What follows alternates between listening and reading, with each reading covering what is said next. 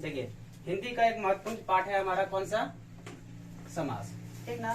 तो उस समास का परिभाषा जानते हैं, और समास हमारे एग्जाम में बहुत ज्यादा परेशान करता है, उनके रूप में हम लोग देखते हैं समास पर के परिभाषा के रूप में, और उनको समझते हैं। कहते परिभाषा क्या होता है? शब्दों के संक्षिप्तीकरण को हम लोग क्या कहेंगे? समास कहेंगे। संक्षिप्तीकरण का मतलब होता है हम किसी वर्ड को संक्षेप में लिख रहे हैं, मतलब आप उसको क्या करें, बड़े बड़े लंबे लंबे शब्दों को आप क्या कीजिए, एक छोटे से शब्दों में आप कन्वर्ट कर दीजिए। जैसे हमारे प्रति और दिन बताते हैं, प्रतिदिन, ऐसे प्रतिदिन होता है, और रेगुलरली उन प्रतिदिन को बोलने से अच्छा कि हम क्या बोलेंगे? प्रतिदिन। एक छोटे से शब्द में इसको कन्वर्ट कर देंगे। या फिर अदर डेफिनेशन में इसको जानना चाहेंगे तो हमारा क्या होता है कि दो या दो से अधिक, क्या कहें, दो या दो से अधिक शब्दों के मेल को, है ना, मेल से नए शब्द को ही हम क्या कहेंगे, को ही हम क्या कहते हैं? समास करते हैं, है ना, ये कहते हैं। जैसे हमारे एग्जांपल्स में समझते हैं कि जैसे हमारा यहाँ प्रतिदिन था, ये तो संक्षिप्तीकरण हो गया, तो ये भी संक्षिप्तीकरण ही हो रहा है। जैसे हमारा काली है मिर्च, यानी काली मिर्च है का जो शब्द का हम लोग क्या कर दिए, इसको यहाँ से गायब कर दिए या तो हटा दिए। हटने के कारण यहाँ क्या होता है, एक वर्ड आता है, जैसे हमारा सो एक कम्प्लीटली वर्ड आएगा, जैसे हम लोग काली मिर्च कहेंगे।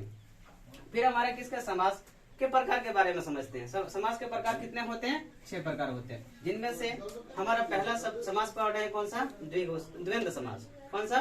द्वंद्व समास। जिन समास में क्या कहते हैं, दोनों पद क्या हो, दोनों पद प्रधान हो, दोनों पद प्रधान हो, और जिस प्रधान का मतलब ही होता है क्या? मुख्य, और बीच में कैसा होना चाहिए? संयोजक शब्द होना चाहिए। ऐसा नहीं कि अगर समास द्वंद्व समास में जैसे हमारा दोनों पद का मतलब देखिए, माता और पिता दोनों अपने आप में क्या है? प्रधान है।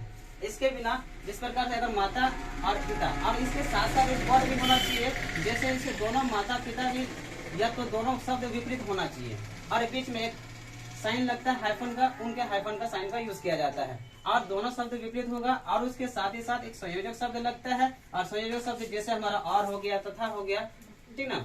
और उसी में देखिए संयोजक शब्द हमने जैसे माता और पिता विग्रह किए, विग्रह करने पर हमें जब मिलता है कि यहाँ पे और शब्द का विलोप मिलता है। फिर देखिएगा ट्रिक के शब्द में वही चीज बताएंगे, जैसे दो शब्दों, जैसे दो शब्द या तो दो शब्दों में बात कहेंगे, जैसे माता और पिता आपस में क्या होंगे? विपरीत हो, या तो देखिए माता और पिता दोनों आपस में क्या विपरीत, सुख दुख हो गया, ठीक ना। ऐसे शब्द जैसे दोनों शब्द क्या होने वाले? विलोम होने वाले।